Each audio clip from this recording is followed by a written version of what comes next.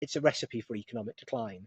So the Conservatives stopped really believing in economic common sense. They stopped believing in, you know, the principle that the individual matters, that we judge people on their individual character and their ability. Meritocracy went out the window under the Conservatives. And they also became fiscally irresponsible, for sure, absolutely. And freedom did wane under the Conservatives. We can get into on another day the Online Safety Act and the chilling repercussions of that, but there were also other things that they've brought through over time that have chilled free speech, absolutely, and have, you know, just had bad impacts, that, you know, just not in keeping with a sort of, you know, any kind of Burkean or even Thatcherite sort of notion of ordered liberty, and of the rights of the individual balanced with social responsibility. We're far removed from that. We've gone in a bad direction. But, you know, freedom, fiscal responsibility, smaller state, low taxes, all of those kind of core conservative principles that a government coming in 2010 should have been prioritising weren't prioritised. I mean, let's not make any bones about this. George Osborne and David Cameron, they came in promising a post-bureaucratic state, lower taxes, and a freer future for the country. Did any of that happen? No, it didn't.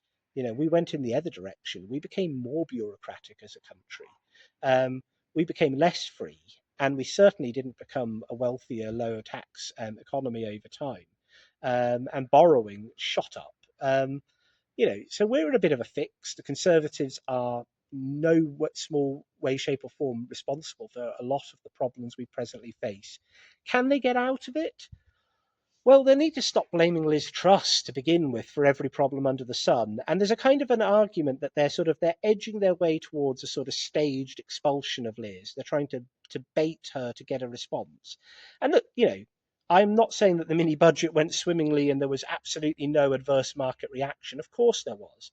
But the Bank of England itself has admitted that probably 2/3 of the market volatility, and the sort of the reaction that led to, you know, spiraling interest rates, and all the mortgage difficulties, 2/3 or more of that really was the product of regulatory failure on the part of the Financial Conduct Authority and the Bank of England, the failure to spot the crisis, you know, systemic failures to do with long-term regulation of particular financial products. Liz, in that budget, in that mini budget, I should be specific, was trying to fix long-term economic problems. She was trying to get back to a growth rate of 2.5% at least, annualized economic growth. She was trying to, use tax cuts to sort of signal a move in that direction to try and get the economy juiced. She was trying to go for supply side reforms as well. She was introducing a range of new supply side reforms she was announcing around that time. And she was doing something